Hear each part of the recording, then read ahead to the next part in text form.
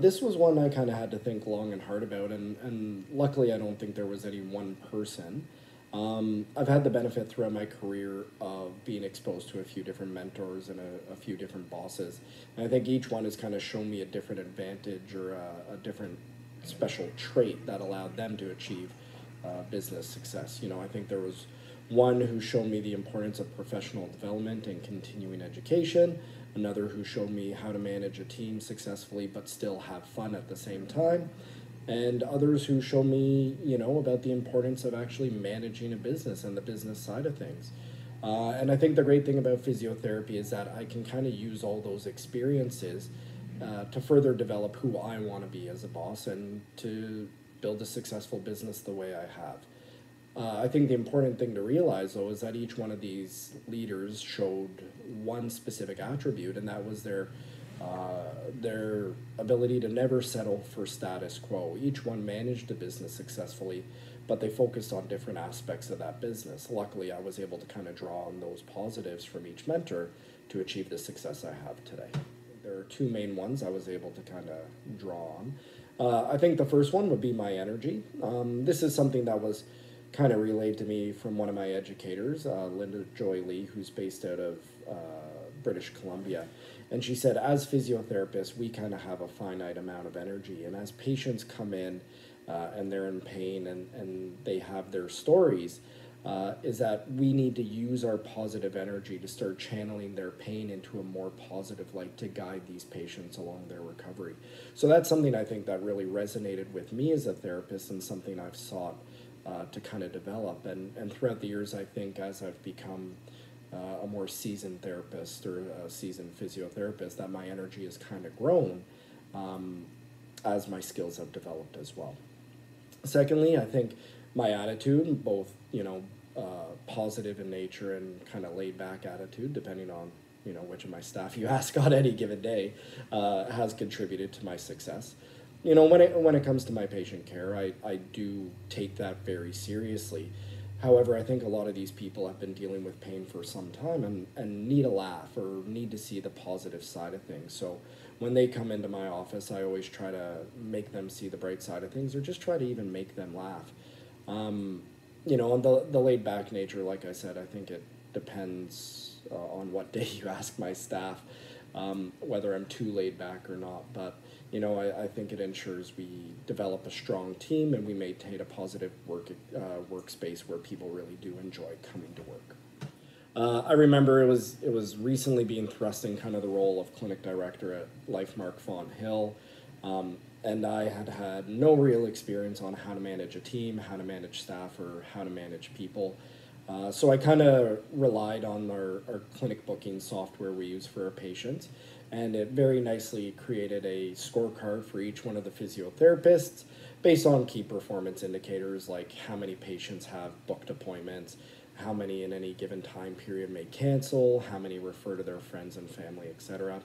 And in a stroke of genius, I thought it may be a great way to give therapists kind of a ongoing evaluation of their performance and not, you know, talking quarterly. This was probably something done every 2 weeks. Looking back at it, I don't think I realized how little I knew in that role. You know, I do see the importance of performance evaluations, just probably not the frequency at which I was conducting them. You know, luckily the therapist who kind of caught the brunt of that, extremely patient, and I'm very fortunate that she's still working with us today. So it's kind of a example of how not to manage staff effectively. You know, I think it really took off in my third year of university, and like any good undergraduate student at university, really had no idea what I wanted to do. I think going into my undergrad, I thought, you know, becoming a gym teacher sounded like a great career option. Who wouldn't like to get paid to play all day? And sorry for all the gym teachers in the audience. But by the time I got to my third year, I realized that it just wasn't my passion.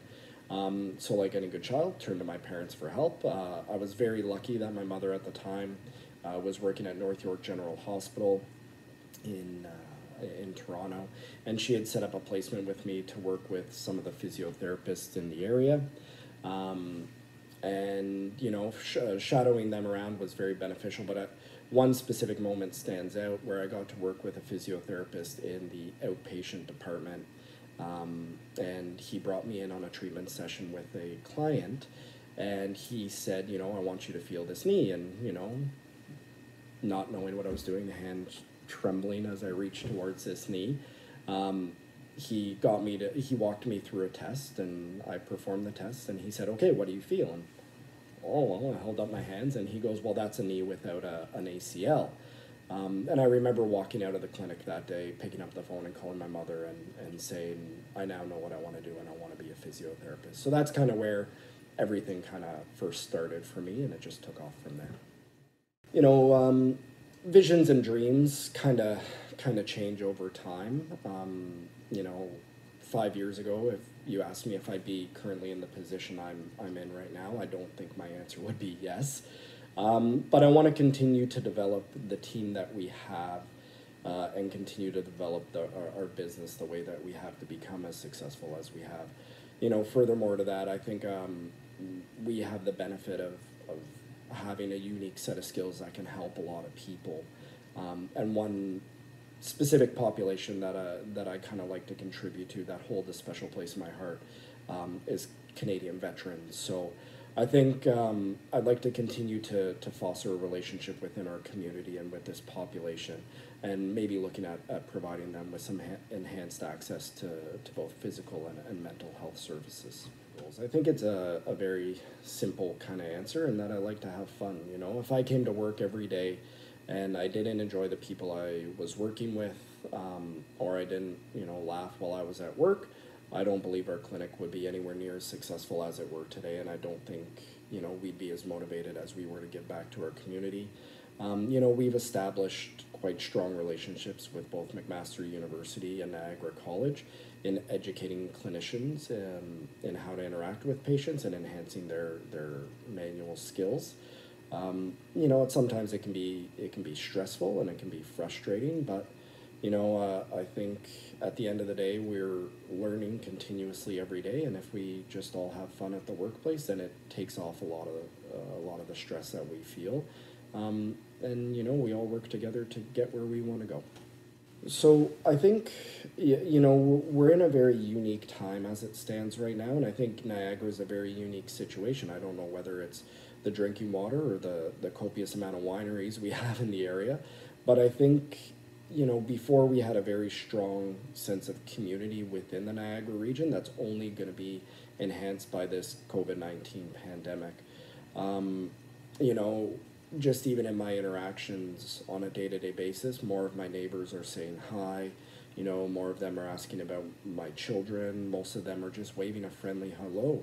So I think, you know, this has been a great opportunity to establish and strengthen our bonds with our neighbor and really build that sense of community.